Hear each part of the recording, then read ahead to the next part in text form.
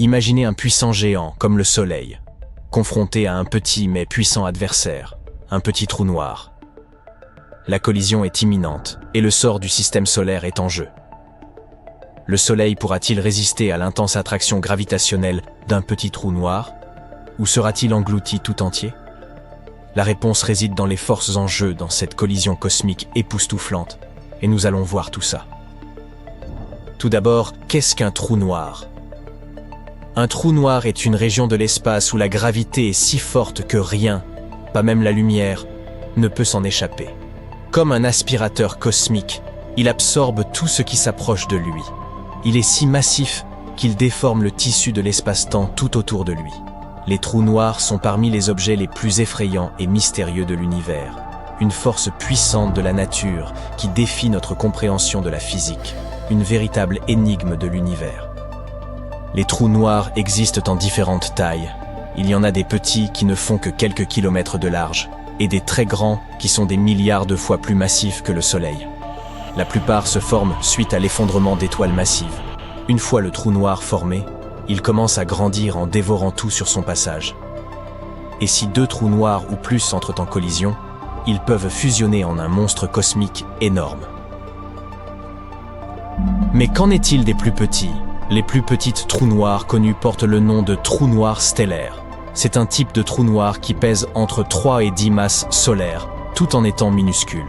C'est comme si l'on prenait toute la matière du système solaire et qu'on la comprimait dans un espace de la taille de New York.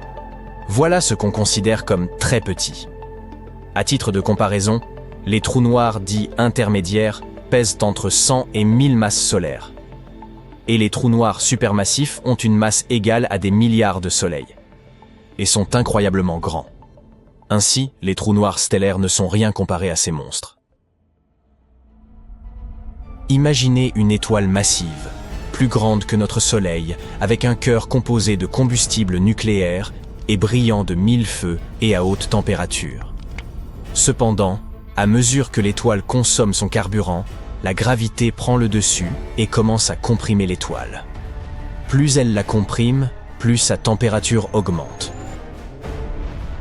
Jusqu'à ce que le noyau de l'étoile atteigne une température de plusieurs milliards de degrés. Enfin, le noyau s'effondre sous l'effet de sa propre gravité. Cela crée une explosion immense, une supernova. Cet effondrement crée une singularité, soit un point de densité et de gravité infinie. Ce point est entouré par un horizon des événements. La frontière invisible au-delà de laquelle rien, y compris la lumière, ne peut s'échapper. Et juste comme ça, voilà. Un trou noir stellaire est né. Plutôt impressionnant, n'est-ce pas? Les trous noirs stellaires sont les trous noirs les plus courants que nous connaissons. On trouve ces gars-là un peu partout dans notre galaxie. Alors, quelles sont les chances qu'un de ces petits monstres vienne embêter notre Soleil? Et dans ce cas, que nous arrivera-t-il? Eh bien, en réalité, la probabilité que le Soleil entre en collision avec un trou noir est incroyablement faible. C'est même presque impossible. Bien que les trous noirs stellaires soient dans le type de trou noir le plus courant dans notre univers, ils ne sont pas du tout communs. La probabilité que le Soleil et un trou noir se croisent est si rare que vous auriez plus de chances de gagner au loto 2 fois de suite, et ce serait beaucoup moins agréable. À l'heure actuelle, le trou noir le plus proche de notre système solaire est Gaïa BH1. Il est environ 10 fois plus lourd que notre Soleil, et il se trouve à environ 1600 années-lumière de nous, ce qui représente pas mal de chemin. On peut donc dire que notre Soleil n'a pas grand-chose à craindre, mais il ne faut jamais dire jamais, n'est-ce pas? Comme avec n'importe quel événement astronomique, nous devons comprendre les différentes manières dont quelque chose comme cela pourrait se produire. Par exemple, un trou noir vagabond pourrait traverser notre système solaire, comme le font régulièrement les comètes et les astéroïdes. Malheureusement, contrairement à ces objets, les trous noirs sont invisibles et ne peuvent être détectés que par leur attraction gravitationnelle. Ce n'est donc pas comme si nous verrions un grand trou noir menaçant se précipiter vers nous. Plutôt, nous ne le remarquerions que par les perturbations qu'il causerait dans les orbites des différents objets à proximité. Alors, que faire maintenant? Nous savons que le Soleil est une étoile massive et lumineuse au centre de notre système solaire. Il a environ 4,5 milliards d'années et dispose de suffisamment de carburant pour durer encore 5 milliards d'années. Cette étoile est tellement grande qu'il est même impossible de se représenter son immensité. En fait, si vous mettiez toutes les planètes de notre système solaire dedans, il resterait encore pas mal de place. Et il est tellement massif qu'il contient presque 100% de la masse totale du système solaire. Il est donc difficile d'imaginer comment un petit trou noir insignifiant, des milliers de fois plus petit que notre étoile, pourrait la dévorer. Et vous avez raison, cela n'arrivera pas. Du moins, pas complètement. Alors, imaginez qu'un trou noir solitaire arrive dans notre système solaire et commence à se rapprocher du Soleil. À mesure qu'il se rapproche, son immense gravité commence à tirer de la matière de la surface du Soleil. Le Soleil commence à s'étirer et à se déformer. On appelle ça la spaghettification. Imaginez un élastique étiré jusqu'à ce qu'il casse.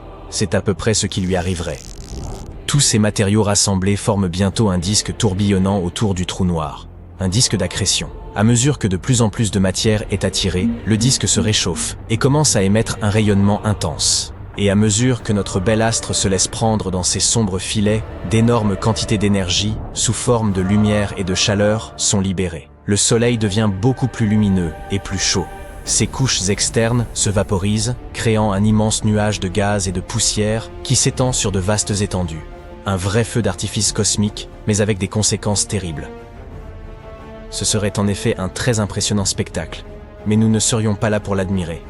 Comme vous l'avez peut-être deviné, la Terre passerait un sale quart d'heure. La radiation intense et la matière solaire provoqueraient d'immenses feux de forêt, et la chaleur intense vaporiserait les océans. Notre planète baignerait dans un flux constant de particules à haute énergie, et l'atmosphère serait ionisée. En résumé, les chances de survie de toute forme de vie seraient proches de zéro. Et cette collision aurait des conséquences considérables, non seulement pour la Terre, mais pour tout le système solaire. La radiation intense et la chaleur vaporiseraient tout sur leur passage. Toutes les planètes seraient détruites. Mais le Soleil étant un objet beaucoup plus grand qu'une étoile typique, il ne se laisserait pas complètement dévorer par le trou noir. Il serait considérablement déformé et perturbé, ça oui.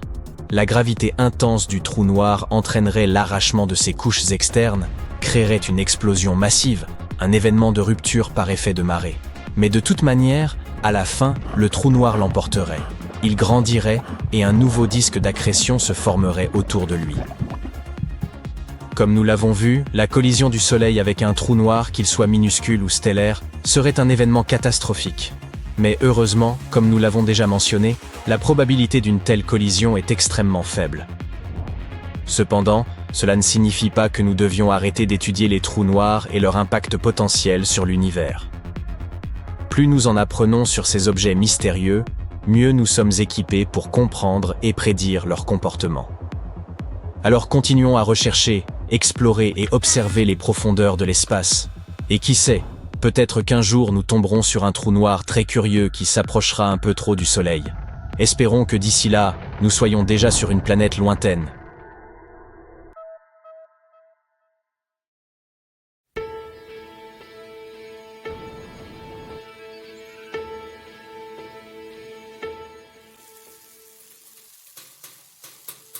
Les trous noirs sont comme des omnivores.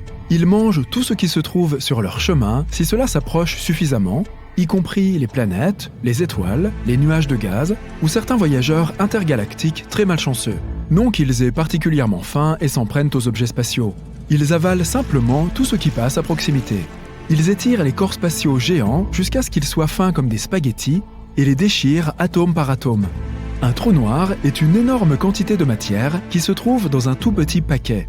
C'est comme si tu comprimais une étoile 10 fois plus grande et plus massive que le Soleil dans une petite zone ayant le diamètre de la ville de New York.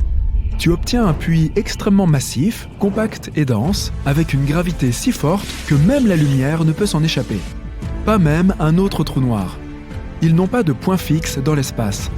Les étoiles, planètes, astéroïdes, comètes, trous noirs et tout ce qui se trouve dans l'univers est en mouvement constant. C'est pourquoi les choses deviennent si chaotiques de temps en temps. Au cœur d'une galaxie, des chercheurs ont découvert un trou noir géant en train d'être mangé par un trou noir encore plus grand. Un trou noir peut devenir extrêmement gros. Au centre de la plupart des galaxies géantes se trouvent des trous noirs qui peuvent atteindre des millions ou des milliards de fois la masse de notre Soleil. L'une des façons de devenir aussi gros est d'avaler d'autres trous noirs de son espèce. Un trou noir qui fusionne avec un autre trou noir est l'une des choses les plus énergiques et les plus puissantes de l'univers. Il y a 1,3 milliard d'années, deux trous noirs tournent l'un autour de l'autre. Le plus grand tire le plus petit vers l'intérieur, et maintenant ils sont emprisonnés ensemble dans une spirale. Avec le temps, cette orbite commence à se désintégrer, mais très très lentement. Ces deux trous noirs se rapprochent constamment l'un de l'autre. À mesure qu'ils se rapprochent, les disques de poussière et de gaz en orbite qui les entourent se mélangent et créent un tourbillon intense, qui s'étend et monte assez haut au-dessus du centre de ce disque. À un moment donné, ils finissent par fusionner en un seul très grand trou noir supermassif. Pendant qu'ils fusionnent, ils émettent des ondes gravitationnelles. Ces ondes nous en disent beaucoup sur les trous noirs, mais elles ne peuvent pas révéler leur position précise. Les scientifiques ont donc besoin d'un signal électromagnétique qui permette de trouver l'emplacement du trou noir, comme des ondes radio, des rayons X ou un flash de lumière. Nous ne pouvons pas voir les trous noirs, mais nous pouvons détecter leur effet sur les objets spatiaux qui les entourent. Lorsqu'un trou noir traverse un nuage de matière, sa forte gravité attire la matière vers l'intérieur. Si une étoile ou une planète s'approche suffisamment, la même chose se produira. La matière attirée s'accélère alors, ce qui signifie qu'elle commence à se déplacer très rapidement et elle se réchauffe. Le trou noir commence alors à émettre des rayons X qui se diffusent dans la zone qui l'entoure. L'énergie des rayons X affecte le voisinage et peut, par exemple, stimuler la croissance de nouvelles étoiles. Et enfin, boum, ils entrent en collision.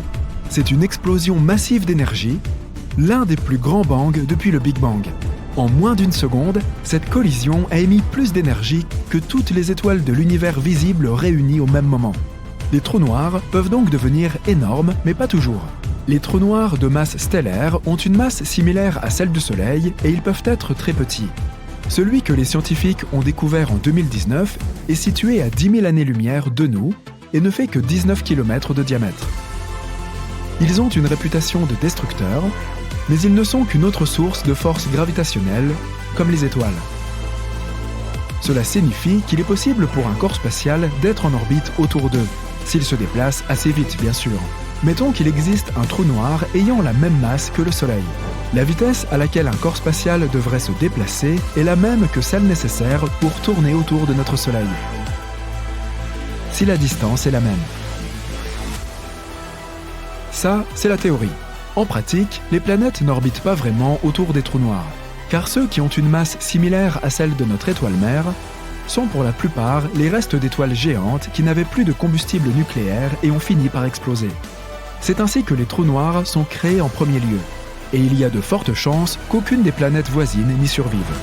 Mais il y a 30 ans, les scientifiques ont découvert les premières planètes au-delà de notre système solaire. Ces planètes ont été trouvées en orbite autour d'un pulsar, qui est aussi une sorte de vestige de supernova.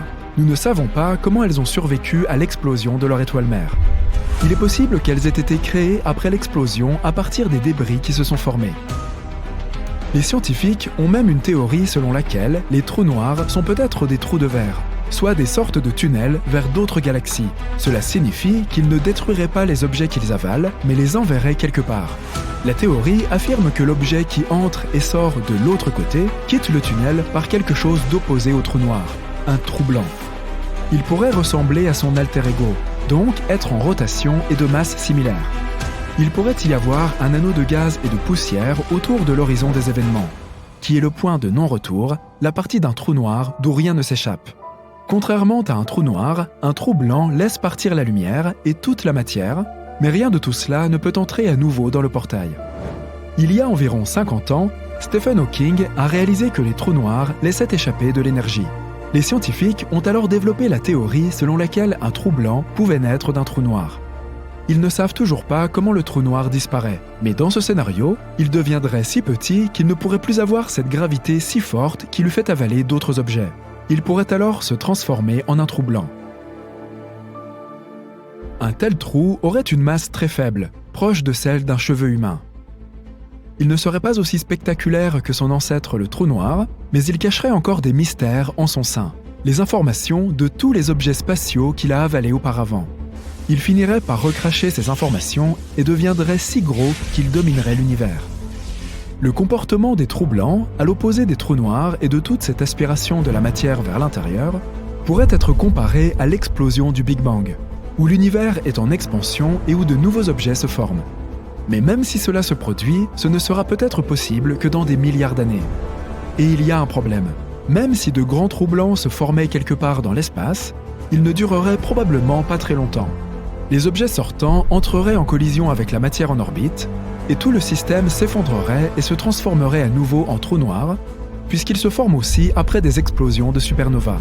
Les étoiles, astéroïdes, comètes, galaxies et planètes, tous ces objets spatiaux que nous pouvons voir, ne représentent que 5% de l'univers. Environ 25% pourraient être de la matière noire, une substance mystérieuse que nous ne pouvons pas vraiment voir, mais dont nous supposons l'existence parce que tout dans l'univers se déplace selon son rythme gravitationnel. Cette matière noire est un peu comme une toile d'araignée. Elle maintient ensemble toutes ces galaxies qui se déplacent très vite. Sa jumelle maléfique s'appelle l'antimatière. Les particules d'antimatière sont comme la version opposée de la matière. La même masse, mais une charge électrique opposée. Lorsqu'elles entrent en collision, l'antimatière efface la matière ordinaire et le résultat est de l'énergie pure.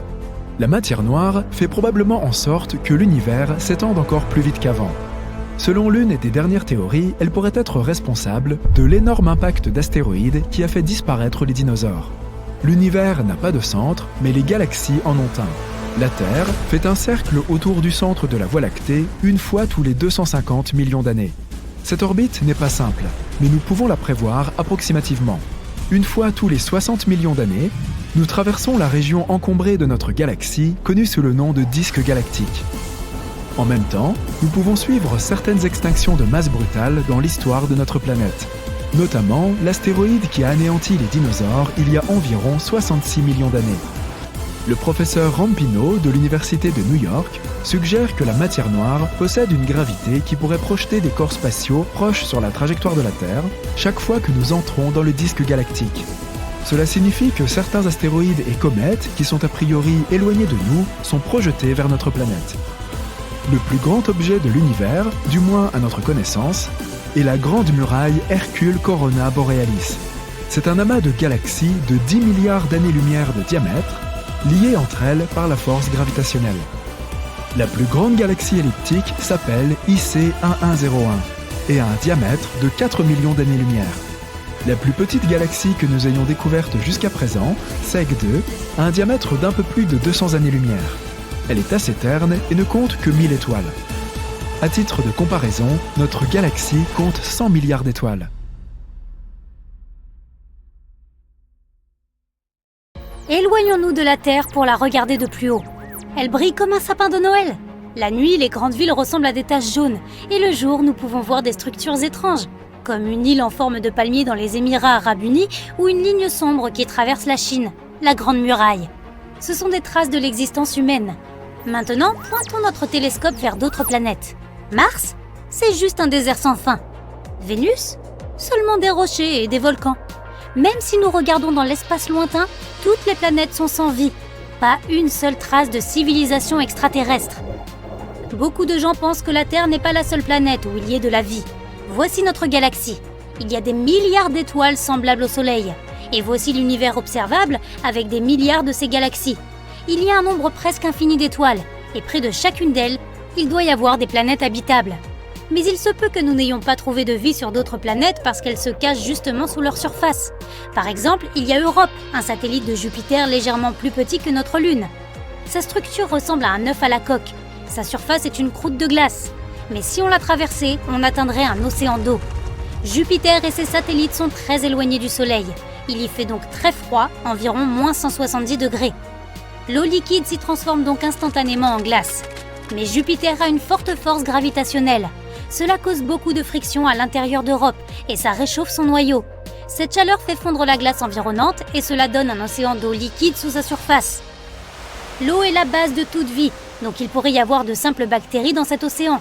Et qui sait, peut-être qu'il y a aussi d'autres formes de vie, comme des poissons aux formes étranges à cause de la faible gravité, ou des créatures semblables aux baleines, se nourrissant de plancton. En 2009, les scientifiques ont découvert une planète entièrement recouverte d'un océan, GJ 1214. Elle se trouve à environ 40 années-lumière de la Terre et environ 75% de sa masse est constituée d'eau. Pourtant, les températures sur cette planète sont si élevées que cette eau s'évapore. Mais il y a tellement de vapeur qu'elle semble aussi dense que l'eau elle-même. Rien ne pourrait sembler vivre dans de telles conditions. Mais les scientifiques ont récemment découvert au moins 24 planètes meilleures que la Terre et les ont qualifiées de super habitables. Elles orbitent autour d'étoiles lointaines, dans leur zone habitable. C'est la zone située à une distance parfaite d'une étoile pour accueillir la vie. Dans notre système solaire, Vénus, la Terre et Mars sont dans cette zone. Une planète super habitable doit être 10% plus grande que la Terre et avoir une gravité plus forte afin d'avoir une atmosphère plus dense. Une température de 8 degrés supérieure à celle de la Terre rendrait cette planète plus humide et favoriserait le développement d'une variété d'organismes. Ces planètes pourraient accueillir la vie, mais il est difficile de savoir si la vie y est déjà présente. Le principal marqueur qui confirmerait l'existence d'une civilisation avancée là-bas pourrait être les ondes radio. Imagine une planète habitable semblable à la Terre. Au cours de l'évolution, des êtres intelligents y sont apparus. Ils sont plus grands que les humains à cause de la faible gravité et leurs yeux sont adaptés à la lumière d'une autre étoile, beaucoup plus brillante que le Soleil. Tôt ou tard, ces êtres devront utiliser des ondes radio pour communiquer entre eux. Nous pouvons penser à ces ondes comme à des sons puissants venant de haut-parleurs. Voici la Terre. Nous utilisons beaucoup les ondes radio et le bruit provenant de notre planète est assez grave. Si une planète voisine avait des radiotélescopes, de grandes antennes qui captent ces ondes, elle se rendrait compte que la vie s'épanouit ici. Il y a de nombreux radiotélescopes sur Terre qui sont pointés vers l'espace, dans l'attente d'un signal extraterrestre. Mais nous n'avons encore rien reçu. Cela ne veut pourtant pas dire qu'il n'y a pas une planète quelque part dans l'univers qui émette des ondes radio. C'est une question de distance. Faisons un bond de 200 années-lumière vers une autre étoile. Supposons qu'il y ait une planète X hébergeant la vie. La civilisation ici est assez avancée pour utiliser les ondes radio, donc ils émettent une première onde dans l'espace. Nos radiotélescopes ne pourront la capter que 200 ans plus tard. Cela fonctionne également dans l'autre sens. La communication radio n'existe sur Terre que depuis 1895. Notre signal radio n'atteindra donc pas la planète X avant 2095. C'est seulement à ce moment que les extraterrestres entendront notre voix.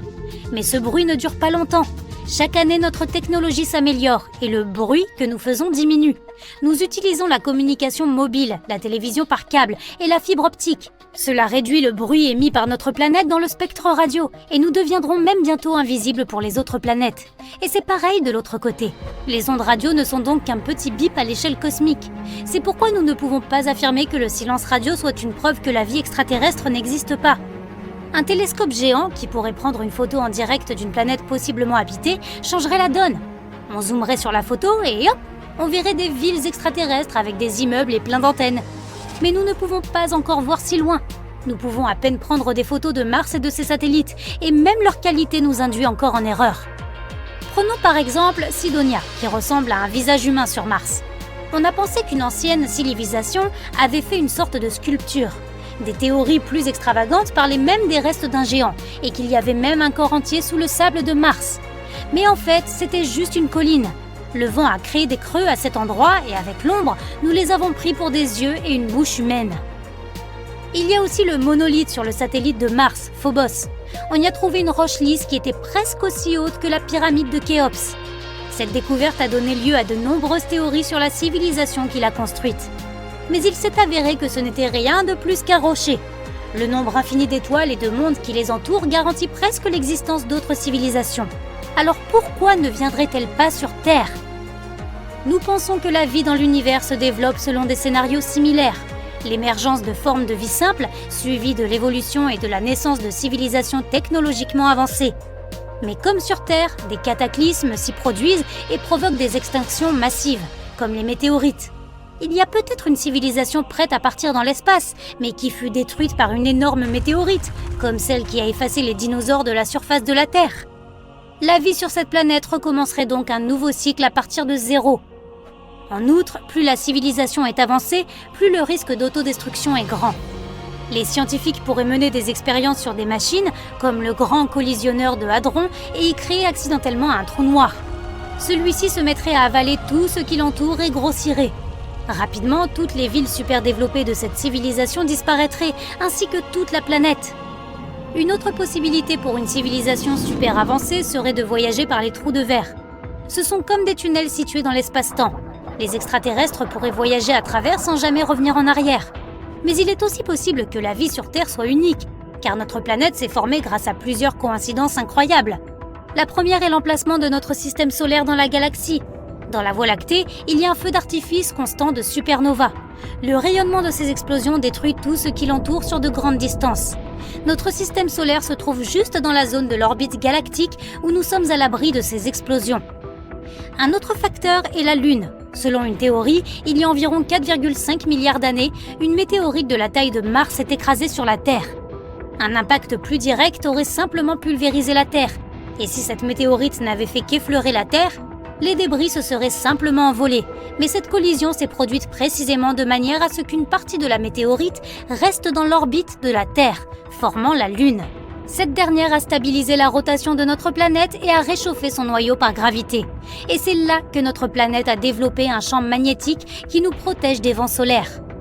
D'autres scientifiques pensent que la vie extraterrestre pourrait être différente d'un point de vue biochimique. Le carbone et l'eau sont les éléments de base de notre corps, mais le carbone pourrait être remplacé par du silicium ou du phosphore et l'eau par de l'ammoniac ou du méthane. Ces atomes pourraient former des molécules différentes et s'assembler en un organisme vivant. Une vie basée sur de tels éléments ne ressemblerait à rien de ce qui existe sur Terre. Si, d'une manière ou d'une autre, vous tombiez dans un trou noir, cela pourrait altérer votre futur et effacer votre passé, du moins en théorie. Commençons par le monde réel dans lequel nous vivons. Ici, sur Terre, votre passé peut clairement définir votre avenir. Mais imaginez que vous ne vous trouviez pas sur Terre, mais quelque part aux confins de l'univers, et que vous tombiez sur un certain type de trou noir, celui qu'un mathématicien de l'université de Berkeley a découvert. Pour ne pas le confondre avec un trou noir lambda, appelons-le donc, que diriez-vous de trou noir bénin? Voici pourquoi vous avez besoin d'un trou noir spécifique. Il est en fait très peu probable que vous surviviez à un trou noir ordinaire. Mais selon certains calculs effectués par Peter Hintz, un post-doctorant de l'université de Berkeley, ce type spécifique de trou noir pourrait se dilater à un rythme accéléré. C'est ce qui permettrait la survie à la transition de notre monde déterministe à un trou noir, qui lui, ne l'est pas.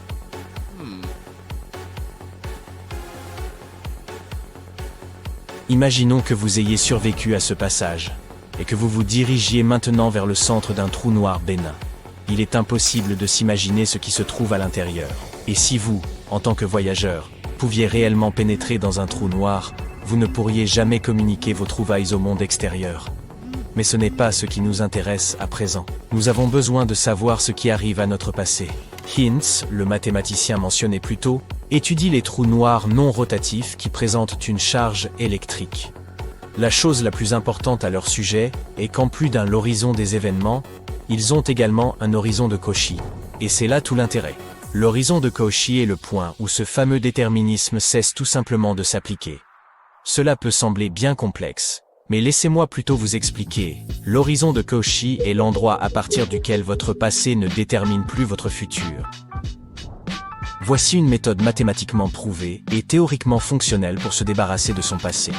Tout ce que vous avez à faire, c'est de vous rendre dans l'espace, de trouver un trou noir spécifique, d'atteindre son centre et d'arriver jusqu'à l'horizon de Cauchy. Ou bien, si cela vous paraît trop compliqué, vous pouvez simplement essayer de ne jamais commettre d'erreur ici, sur Terre.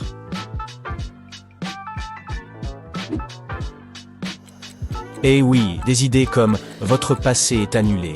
Vous avez un nombre infini d'options pour influencer votre avenir. Et tout le tout-team semblent aussi irréalistes qu'elles sont attrayantes. Imaginez par exemple que personne n'apprenne jamais que vous avez échoué à obtenir votre diplôme, mais qu'à partir de maintenant, vous ayez l'opportunité de faire tout ce que vous voulez. Mais ce n'est qu'en théorie. En réalité, une fois que vous entrez dans un trou noir, mais pas celui dont nous avons parlé plus tôt, vous risquez simplement de disparaître une fois pour toutes. Mais ne vous attristez pas, on parle seulement de votre forme physique actuelle. C'est un peu plus pointu qu'il n'y paraît. Il existe en fait un curieux principe de la mécanique quantique qui peut être expliqué de manière simple. Pour commencer, imaginez que vous ne soyez pas un être humain, mais simplement constitué d'informations. Vous avez vos expériences propres, vos pensées et votre passé.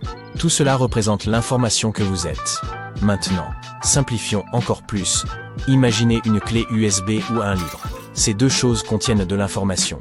Si vous cassez une clé USB qui contient de la musique et des films, elle n'existera plus sous sa forme physique, mais l'information qu'elle contenait ne cessera jamais d'exister. Il en va de même pour le livre. Si vous le brûlez, l'information qu'il contient ne brûle pas. Elle continue d'exister, mais sous une autre forme. Ainsi, Cette théorie amusante prétend que même si quelqu'un franchit l'horizon des événements, qui est le point de non-retour avant d'être spaghettifié, il ne cesse pas pour autant d'exister. En termes simples, ces voyageurs cosmiques existeront toujours, mais sous la forme d'informations. Revenons maintenant aux trous noirs. Selon Stephen Hawking, les trous noirs émettent des radiations. Ces radiations les font rétrécir, et avec le temps, je veux dire, beaucoup de temps, un trou noir peut diminuer à tel point qu'il finit par disparaître. Alors, que se passe-t-il pour l'astronaute qui s'est retrouvé piégé dans un trou noir s'il disparaît? Non, il ne sera pas recraché du trou noir pour retourner à son état d'origine. Il en sera toujours éjecté cependant, mais sous forme de rayonnement de Hawking. Mais tout cela n'est que théorique.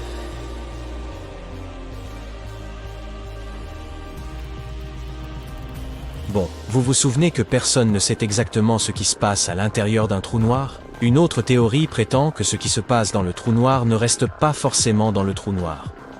Voilà qui semble une bonne alternative à Las Vegas, si tous les vols ont déjà été réservés. Certains scientifiques pensent que les trous noirs pourraient agir comme des portails à remonter le temps. Selon cette théorie, il y aurait un trou blanc à la sortie d'un trou noir. Si vous y parveniez, vous pourriez défaire des choses. Vous avez cassé le vase préféré de votre mère, par exemple? Sautez dans le trou blanc, et il sera remis à neuf. Vous avez cuisiné une omelette et pressé un jus d'orange frais, mais vous avez perdu tout appétit?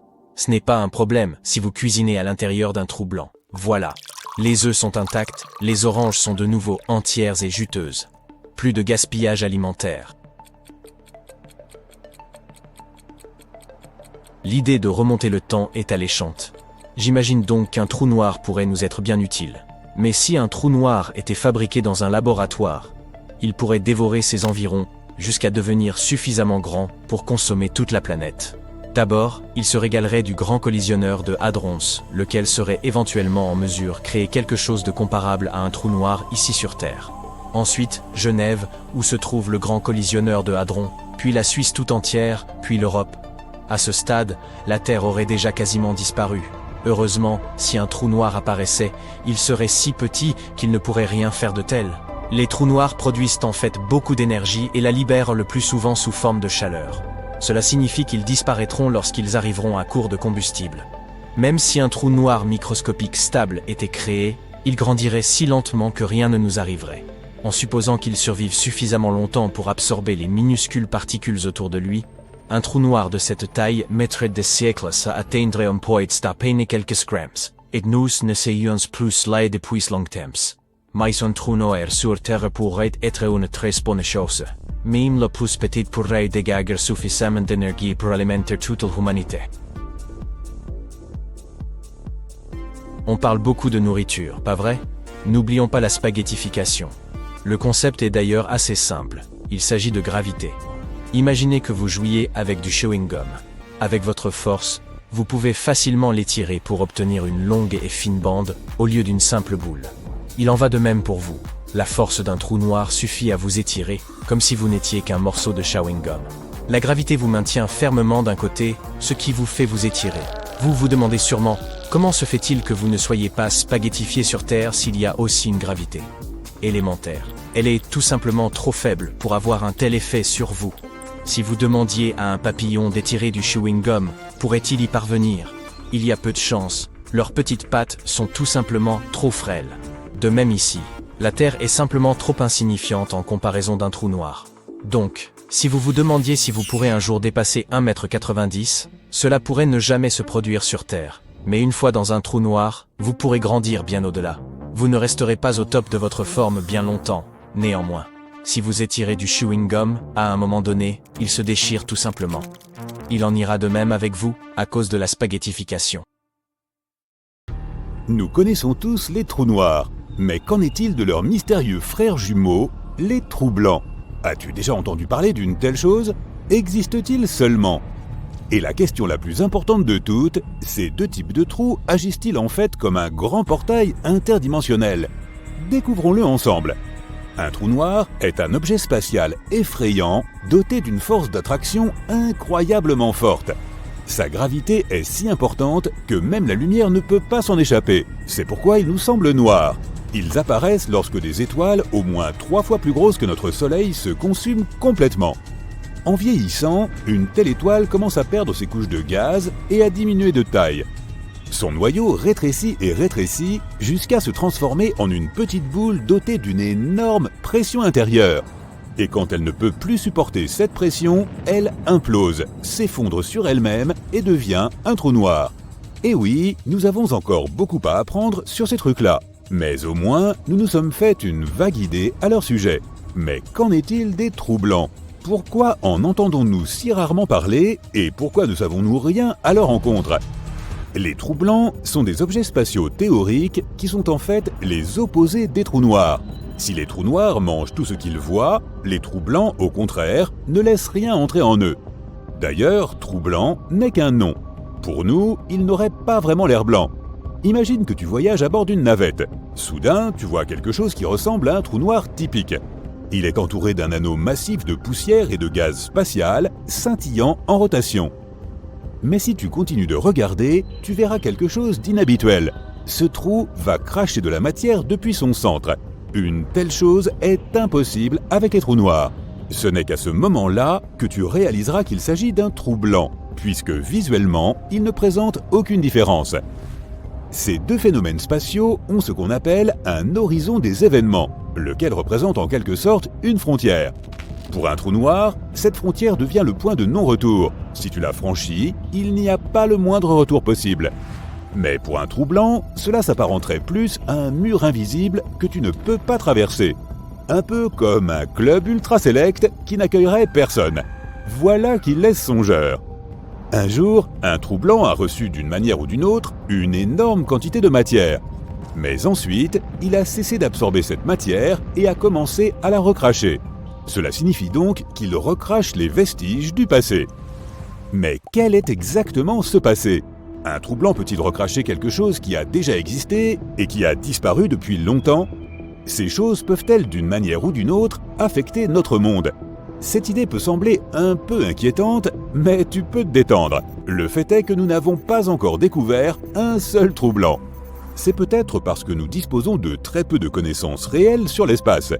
Au XXe siècle, Albert Einstein et sa théorie de la relativité générale ont frappé la physique comme un raz-de-marée.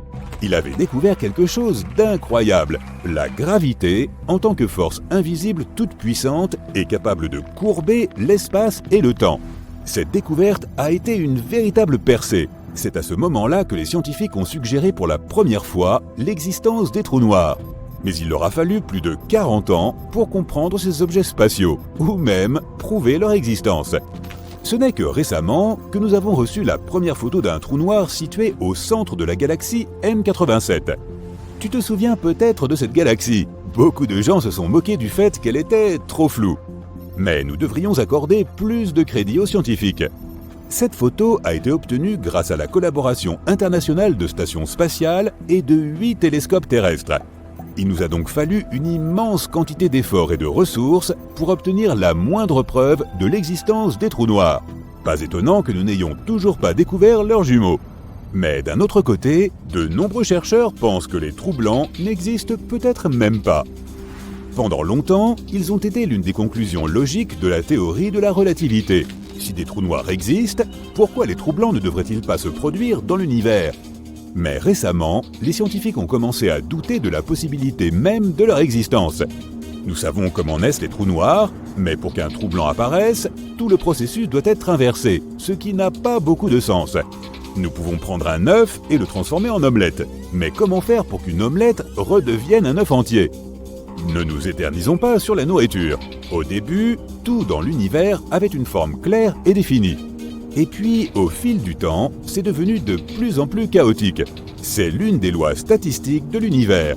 Par ailleurs, il semble que les trous blancs ne pourraient pas exister pendant bien longtemps. Ils rejetteraient une grande partie de leur masse et de leur matière dans l'espace. Tout cela s'accumulerait et se rassemblerait autour d'eux, jusqu'à ce que finalement, le trou blanc s'effondre et forme un autre trou noir. Quel cycle étrange! Enfin, c'est à cela que ressemble le processus si tu fais appel au bon sens. Mais nous savons tous que l'univers est bien trop complexe pour nos petits cerveaux simplets. On y trouve tellement de choses qui n'ont aucun sens, mais qui existent bel et bien. Certains physiciens essaient d'extraire les trous blancs de ce dédain scientifique. Leur principal argument s'appuie sur la question suivante. Que se passe-t-il avec les choses qui entrent dans un trou noir ? Elles ne peuvent pas simplement disparaître dans le néant. Selon la physique, aucune matière dans l'univers ne peut simplement se transformer en rien. Elle ne disparaît jamais, elle mute simplement. Alors, que se passe-t-il à l'intérieur d'un trou noir ? Qu'arrive-t-il à un trou noir lui-même lorsque sa durée de vie expire ? Et comment naît un trou blanc ? Comme tu l'as probablement deviné, ces questions peuvent toutes avoir une seule et même réponse. Les deux trous pourraient être interconnectés, et ils pourraient même constituer une sorte de portail.